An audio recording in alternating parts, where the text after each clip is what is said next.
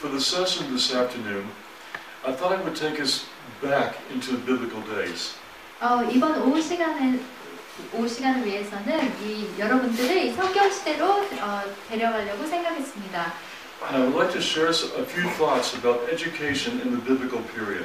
그래서 이 성경적 이 시대에 있었던 교육에 대해서 함께 나누고자 합니다. Some things will not be applicable for us today because we're a different time and different culture. 어떤 것은 이 현대에 적용할 수 없는 것들도 있겠습니다. 왜냐하면 다른 문화와 시간대에 있기 때문에. Sorry, but there are definitely some things that can help us and encourage us. 하지만 분명히 이것들을 통해서 저희가 격려받고 배울 수 있는 것들이 있겠죠.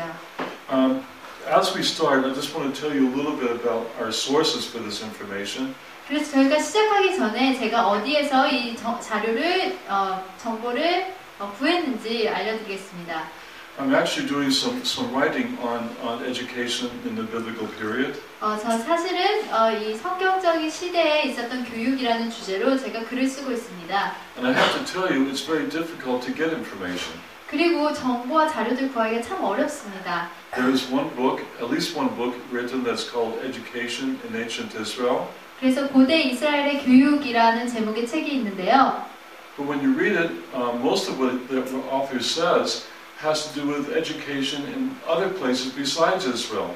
그런데 그 책을 읽어보면 그 책의 내용의 대부분이 이스라엘 밖에 다른 곳에서 일어난 교육에 대해서 말하고 있었습니다. Naturally, I do not know what's available in Korean. 그리고 또 한국어로 쓰인 책 중에 이 성경시대의 교육에 대해서 구할 수 있는 것이 무엇이 있는지 모르겠습니다.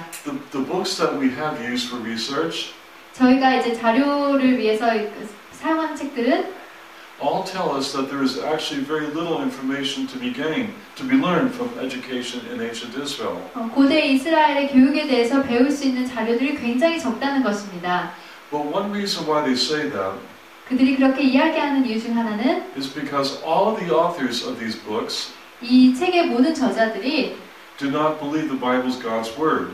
성경이 하나님의 말씀이라는 것을 믿지 않았기 때문입니다. When we actually look at the information in what you call the Old New Testament, 여러분들이 구약이라고 부르시는 그 부분을 보면 there's actually quite a bit of information. 거기에 상당히 많은 이스라엘의 교육에 대해서 상당히 많은 부분들이 있습니다. It lacks some information we would like to see. 우리가 찾기 원하는 부분이 없을 경우도 있지만 But on the other hand, if one has eyes to see and ears to hear, there is a wealth of information to be gained from reading the scriptures. 그것을 그 교육에 대해서 찾으려는 사람이 볼 수 있는 눈과 들을 수 있는 귀가 있다면 성경을 통해서 그 당시에 교육이 어땠는지 찾아낼 수 있는 정보가 상당히 많습니다. So what we're presenting here this time today is just a brief summary of what is there. 그래서 오늘 여러분들에게 보여드리고자 하는 것은 성경시대의 고대 이스라엘에 있었던 교육에 대해서 간단하게 요약한 것입니다. I hope you'll find it helpful. 그것이 여러분들에게 도움이 됐으면 좋겠습니다. Here's our plan of presentation. 그래서 저희가 앞으로 보여드릴 거에 대해서 개요를 보여드리겠습니다. First, we'll talk about the educators, the teachers themselves. 그 시대의 교육자들에 대해서 말씀드리고. Before I go further, by habit, I'm going to be using a word that you don't know, so I should explain the word. 그래서 제가 습관적으로 여러분들이 아직 알지 못하시는 단어들을 쓸 때가 있을 것입니다. In Israel, we of course attempt to speak Hebrew. 물론 이스라엘에서 저희는 이제 히브리어를 사용하는데 Israelis do not call the Old Testament the Old Testament. 이스라엘 사람들은 구약을 구약이라고 부르지 않습니다. We use the word Tanakh. 이스라엘에서는 유대인들은 구약을 타나크라고 부릅니다. It's a Hebrew word that's made up of three Hebrew words. 이 타나크라는 단어는 세 가지 히브리어 알파벳으로 이루어진 단어입니다. It refers to Torah, prophets, and writings. 그래서 타나크 할 때 타는 토라에서 따온 단어의 알파벳이고 나는 writings. Yeah. Second one is writing. Prophet, Torah, prophets, and writings. 타나크 할 때 나자 두 번째 글자는 나비라는 선지자를 뜻하는 선지서에서 따온 그 알파벳이고 그 K자 발음은 그 writings, 케투빔 네, 텍조빔이라는 단어에서 따온 그 알파벳으로서 세 개를 붙여서 타나크라고 이름을 붙였습니다. It's the same books that you have in the Old Testament, just arranged differently. 저희가 이 성경에 가지고 있는 구약과 동일한 책인데 이 순서만 조금 다르게 되어 있습니다. So I've got into such a habit of calling it Tanakh. It'll probably come out sometime in our presentation. 그래서 제가 습관적으로 구약을 타나크라고 부를 때가 있을 텐데 그때 이해해 주시기 바랍니다. And when I use it now, you know what I'm referring to. 그래서 여러분들께 설명을 드렸기 때문에 이제 제가 타나크라고 하면 무엇을 말하는지 아시겠죠? It's not a biblical word. It's a word invented by the rabbis over the years. 타나크는 성경적인 용어가 아니라 유대인 랍비들이 수년간 거치면서 만들어낸 용어입니다. But the concept of seeing the Old Testament into three divisions, Torah, prophets, and writings, dates back before Yeshua. 하지만 이 구약을 토라와 또 선지서와 또 문학서로 세 가지 부분으로 나누어서 보는 관점은 예수님 전부터 이어져 내려왔던 관점입니다.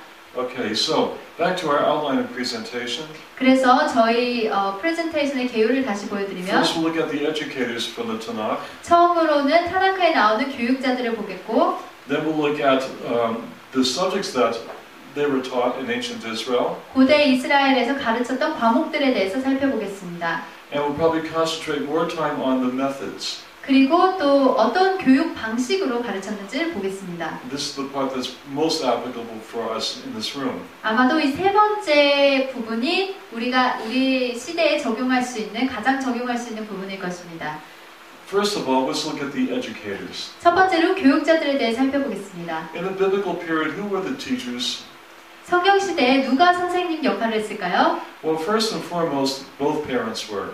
첫 번째로 부모님들이 교육자 역할을 했습니다. Not only the father, but the mother was involved in educating the children too. 아버지뿐만 아니라 어머니들도 자녀들을 교육하는 데 참여했습니다.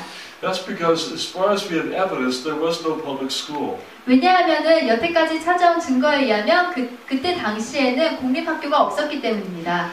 The first evidence we have of public school from ancient Israel is actually in the first century before Yeshua. 그래서 이스라엘에 공립학교가 있었다는 증거는 예수님 전 1세기라고 하나요? 전부터 찾아볼 수 있습니다. There was a Pharisee who lived a century before Yeshua. 그래서 그때 당시에 예수님 전, 그러니까 1000년 전이죠, 1세기니까? 100년 전이죠. 100년 전에 살았던 랍비가 있었는데 And he noticed that in Jerusalem there were a lot of boys just in the streets with no place to go. 예루살렘에 수많은 남자아이들이 있는데 갈 데가 없는 것을 발견했습니다. These were orphans. They had no father or mother. 그들은 부모가 없는 고아들이었습니다. And so his heart went out to them. 그래서 이 랍비의 마음이 그들을 향하기 시작했습니다. He decided to start a school where they could come to learn the Bible. 그래서 이 고아들이 찾아와서 성경을 배울 수 있는 학교를 세우고자 했습니다. So it was just for boys, not for girls. 그래서 남자아이들을 위한 학교였고 여자아이들은 오는 학교가 아니었는데 And they went there to learn how to read and write so they could read and write the Bible. 읽고 쓰는 법을 배워서 성경을 읽고 쓸 수 있도록 가르쳤습니다. I'm not sure what else, if any, other subjects were taught there. 거기서 또 다른 어떤 과목을 가르쳤는지는 잘 모르겠습니다. But the idea caught on so much that a century later it was almost mandatory for Jewish children, Jewish boys to be sent to public school. 그런데 그 생각이 너무나 도움이 되는 좋은 생각이었기 때문에 1세기 후에는 모든 유대인 남자아이들이 학교에 가는 것이 꼭 필요한 일이 되었습니다. So I would say that if this was a group of homeschoolers, I would suggest that there's a lot of biblical example for what you're attempting to do. 그래서 if this was a group of homeschoolers, there's biblical example for what you are trying to do. 그래서 만약에 여기 모이신 분들이 홈스쿨링 하시는 분들이었으면은 이러한 예에서 이 성경적인 예에서 많은 것을 배우실 수 있었을 것입니다. But there's also a lot of historical example among the people of Israel for what you are trying to do here at this school. 하지만 여러분들이 이렇게 지금 학교를 하고 계시지 않습니까? 이 고대 이스라엘 사람들이 한 것을 보면서 여러분들도 배우고 적용할 수 있는 게 많다고 생각합니다. Keep in mind that the first public schools among the Jewish people were started because of needy students. 처음에 이 이스라엘에 공립학교가 생긴 것은 이 교육이 필요한 학생들, 그러니까 도움이 필요한 학생들을 보고서 이 학교가 생겼다는 것을 기억하십시오. And that is, of course, what much of what this school is about. 그리고 이 학교도 그렇게 해서 생겨난 것이 아닙니까? But in the biblical period, mom and dad were the teachers of their children. 네, 성경 시대를 보면은 첫 번째로 부모가 아이들의 선생님이 되었습니다. The book of Proverbs admonishes children to listen to the instruction of both father and mother. 그래서 잠언에 보면은 아이들이 어머니와 아버지 두 분 다 그 말씀을 들어야 된다라는 것을 말하고 있습니다. Secondly, 두 번째로 every community had what the book of Proverbs referred to as a chacham or chachamim, which means wise people. 잠언에 보면은 모든 공동체에는 하함 아니면 하하밈이라고 불리우는 지혜로운 사람이 가까이 공동체에 있었다는 것을 볼 수 있습니다. That means that sometimes there were things that the children needed to learn that their parents just did not have the expertise to teach them. 그래서 이 자녀들이 어떤 전문적인 분야를 배우고자 할 때, 그런데 부모가 그러한 지식과 기술을 전해줄 수 없을 때 이러한 사람들에게로 보내는 것입니다. So they involved the rest of the community in the education of their children. 그래서 이스라엘 공동체는 그 공동체 모든 일원들이 다 자녀를 교육하도록 그렇게 했습니다. There were supposedly wiser people who resided in the community that were good at certain subjects, and they could send their children there for help. 그래서 이 공동체 안에서 은퇴한 하지만 어떤 일에 전문적인 그런 사람들은 나중에 이 아이들이 교육을 받는 데 있어서 많은 도움이 되곤 했습니다. But that was not usually an all-day affair because the children had responsibilities around the home. 그런데 그런 교육이 하루 종일 계속됐던 건 아닙니다. 왜냐하면 자녀들이 집에서 해야 될 일이 있었기 때문에. And then closely related to the chachamim were very skillful professionals. 그리고 또 하카밈에 굉장히 비슷한 집단인데 이 사람들은 굉장히 전문적인 그런 분야의 그런 사람들이었습니다. 전문 직종을 가진 사람들. And sometimes they were one and the same. 어쩔 때는 이 하카밈과 이런 전문 직종을 가진 사람들이 동일한 사람들이기도 했죠. 하카밈이라면은 은퇴한 사람들 더 많이 가르치는 것 같습니다. And the use of skilled professionals gives rise to the idea of apprenticeship. 그래서 이 전문 직종을 가진 사람들이 그 조수처럼 이렇게 학생들을 데리고 와서 자기 일을 돕게 하면서 일을 배우게 했습니다. The vocabulary is amazing. Apprenticeship. That's where parents would send their children to learn professional skills. 그래서 그런 식으로 부모들이 자녀를 보내서 전문 기술을 배우게 했습니다. Not all the time did children want to take up the occupation of their family. 항상 이 자녀들이 부모의 직업을 물려받는 것은 아니었죠. Girls were an exception. Girls didn't really have a whole lot of variety. They basically learned the skills of running a household. 그래서 여자아이들에게는 조금 달랐는데 여자아이들에게는 남자아이들만큼 이렇게 선택의 폭이 넓지는 않았습니다. 대신에 집에서 이렇게 어머니가 하시는 일을 집안일을 배우곤 했습니다. However, 하지만 if anyone reads Proverbs chapter 31, 만약에 여러분들이 잠언 31장을 읽어보시면 which Jewish people do every Friday night, 유대인들이 매주 금요일 날 읽는 부분인데요. we see in Proverbs chapter 31 examples of highly skilled and professional women.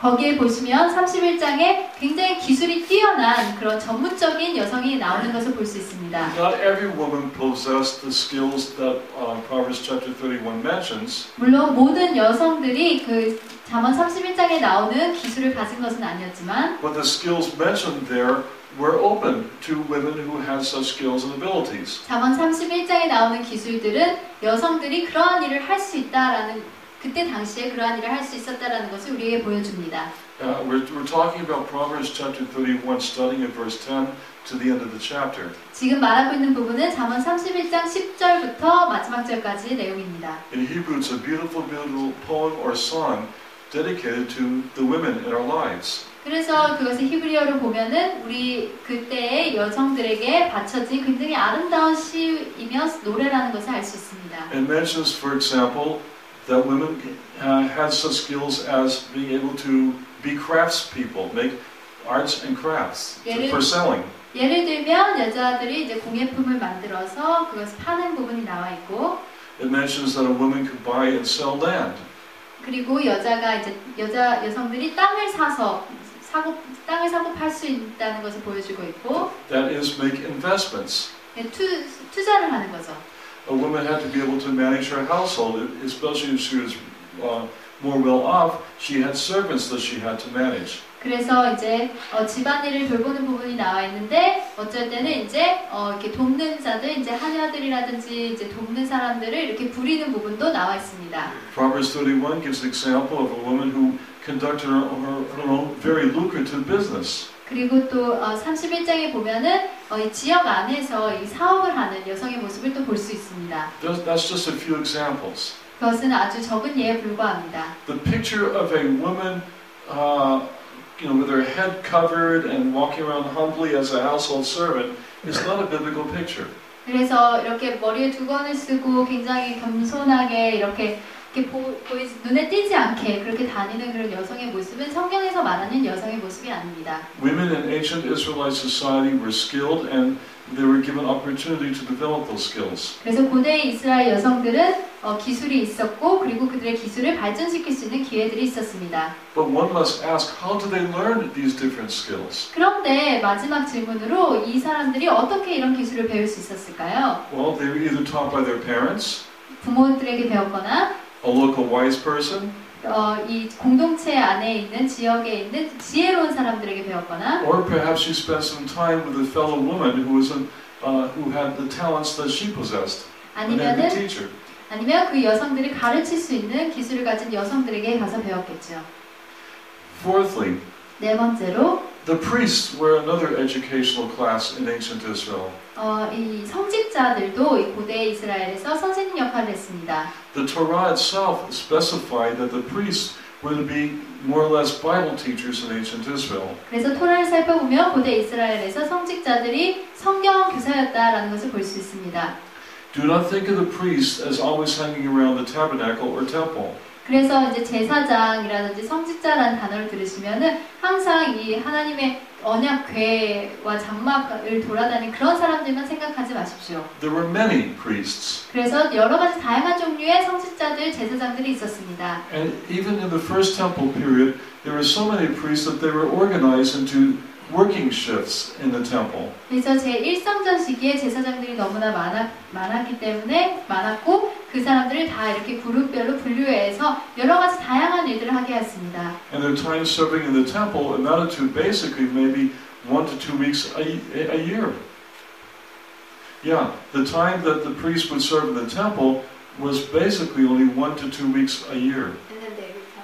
And then they went back to their town that they lived in. 그래서 대부분의 경우를 보면은 제사장들이 1년이나 2년 정도만 성전에서 섬기고 그 다음에 자기 고향으로 돌아갔던 것을 볼 수 있습니다. So what did they do when they were not serving in the temple? 그래서 그들이 성전을 섬기지 않을 때 제사장들이 무슨 일을 했을까요? There were a number of responsibilities for the priests in the local towns that they lived in. 그들의 고향에서 그들이 맡은 직무들이 몇 가지가 있었습니다. But one of those responsibilities is that they could be called upon to teach all about the temple and the tabernacle. 그들의 직무 중에 하나는 고향에서 자기 사람들에게 성전과 그 장막에 대해 성소에 대해서 사람들에게 가르쳐 주는 것이었습니다. To help people, to prepare people for when they would make their pilgrimage to the temple. 자기 고향 사람들이 성전으로 가는 순례 여행을 할 수 있도록 도와주기 위해서 사람들을 가르쳤습니다. And quite conceivably, they taught more biblical subjects than just about the temple or tabernacle. 그리고 성전과 그 장막, 성소에 대한 것뿐만이 아니라 또 성경에 대해서 사람들에게 가르쳤습니다. Almost every sizable town or village in ancient Israel had a family or 2 or 3 priests that lived there.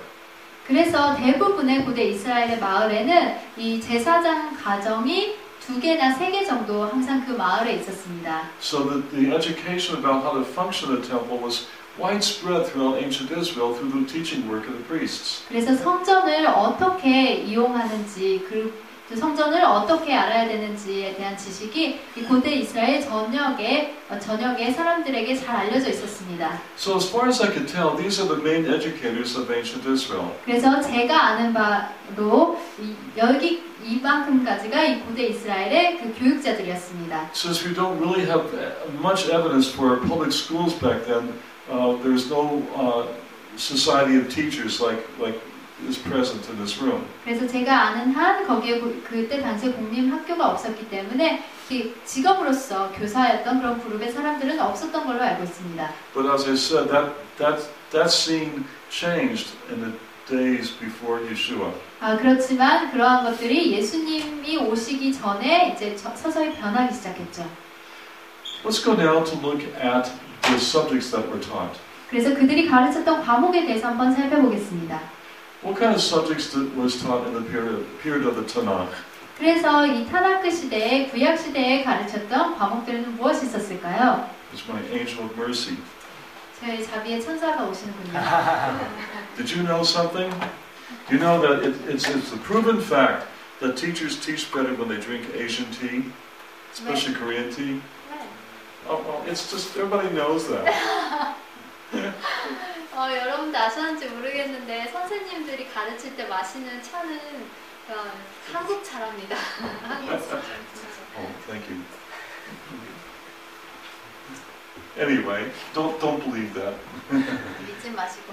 But I wouldn't be surprised if it's true. 그게 사실이었다 그래도 놀라지는 않을 것 같습니다. What was taught in ancient Israel? 고대 이스라엘에서 가르쳤던 과목은 무엇이 있었을까요? Reading, writing, and basic math. 읽고 쓰기 그리고 기본적인 수학 능력이었습니다. Reading so they could read any copies of scripture that they might have, or family documents, or legal papers. 읽는 것을 배우는 이유는 성경과 그리고 가족에 관련된 문서 그런 것들을 기본적으로 읽기 위해서이고 Writing for the same reasons. 쓰는 것도 마찬가지 이유에서이고 Math education varied. 수학을 가르쳤던 이유는 다양한 것이 있습니다. Everybody had to know a little bit of math, or like basic counting and division and so forth. 모든 사람들이 간단한 수학적인 문제를 푸는 것을 알았어야 됐습니다. But obviously, ancient Israel was a civilized country. 이렇게 obviously 분명히 알 수 있듯이 고대 이스라엘은 이렇게 문명이 발달된 사회였는데요. They made buildings 건축물을 만들었고 that required a higher degree of math ability 건축물을 만들기 위해서는 높은 수준의 수학적인 지식이 필요했습니다. for measurements and other calculations. 이렇게 그것을 계산하는 것에 필요했기 때문에 And there is evidence in the ancient Near East as a whole that people knew subjects like algebra and physics and astronomy. The ancient Near East. Near East. Yeah. For the nations that surround Israel. 그래서 이스라엘을 둘러싼 그런 나라들의 고대 근동 지역을 보면은 그들이 뭐 방정식이라든지 그런 굉장히 높은 수학적인 지식을 가지고 있었다라는 것을 알 수 있습니다. And there's no reason to believe that this kind of knowledge was not. Try differently. There's no reason to believe that Israelites do not possess these kind of knowledge as well. 그래서 고대 근동 지역의 이런 나라들이 이런 수학적인 지식을 가지고 있었다는 증거들을 볼 때 이스라엘도 역시 그런 수학적인 지식을 가지고 있었다라고 볼 수 있겠죠. But how was this higher math taught? We don't know. 그런데 어떻게 이렇게 높은 수준의 수학적인 지식이 가르쳐졌는가에 대해서는 잘 모르겠습니다. When we talk about reading and writing, 우리가 읽고 쓰는 것에 대해서 말해볼 때 there are many examples even from the Torah itself where people were able to read and write. 토라를 이 사람들이 가지고 있었다는 것만 보더라도 이 사람들이 읽고 쓸 수 있었다는 것을 알 수 있습니다. I mean, just imagine this. 한번 상상해 보십시오. Here were almost 3 million Israelites that were slaves in Egypt. 이집트에서 거의 300만 명의 그런 이스라엘 백성들이 노예로 있었는데 And then God brought us out of Egypt 그들을 이집트에서 불러내시고 and took us to Mount Sinai. 시내산으로 데려가셨습니다. What did He do there? 하나님이 거기서 무엇을 행하셨습니까? Not only did God speak to us there, 이스라엘 백성들에게 말씀하실 것뿐만이 아니라 but He wrote down His revelation. 그분의 계시를 쓰셨습니다. That's assuming that His people knew how to read it. 그 사실을 보았을 때 이스라엘 백성들이 읽는 법을 알았다는 것을 알 수 있겠죠. The earliest example of Hebrew writing that we have so far 그래서 저희가 여태까지 가지고 있는 자료 중에 가장 오래된 히브리어로 쓰인 자료는 comes from the late 8th or early 9th centuries. 8세기 후반이나 9세기 초반으로 추정되는 그런 자료일 때 before Yeshua. 예수님 전입니다. And it does not come from a sophisticated metropolitan area like Jerusalem. 그래서 이 자료가 예루살렘처럼 이렇게 큰 도시에서 발견된 것이 아니라 It comes from a smaller farming community about 40 kilometers west of Jerusalem. 예루살렘에서 40km 서쪽으로 떨어진 농촌 지역에서 발견되었습니다. It's a calendar that was written in very sloppy Hebrew. 이 굉장히 막 잘 못 쓴 그런 글씨로 쓴 그 달력이었는데요. It's a farmer's calendar showing the different what was planted in different months of the year. 이 해를 거치면서 이 때마다 여러 가지 다른 농작물이 길러졌다라는 것을 그런 쓴 자료였습니다. And because the handwriting is not good, it is a good indication that it was not written by a trained scribe. 그 글씨체가 너무나 안 좋았기 때문에 이것을 잘 훈련받은 서기관이 쓴 것이 아니라고 추정이 됩니다. Most scholars believe this is children's handwriting. 대부분의 학자들이 믿기로는 이것이 아이들의 글씨체였다라고 봅니다. So that's in a farming community about 900 years before Yeshua. 그래서 이 자료가 쓰여진 것이 예수님 한 900년 전에, 예수님 오시기 900년 전에 농촌 지역에서 발견된 것입니다. Ancient Israelites were taught to read and write. 그래서 고대 이스라엘 사람들이 읽고 쓰기를 배웠다는 것을 알 수 있습니다. Secondly, they were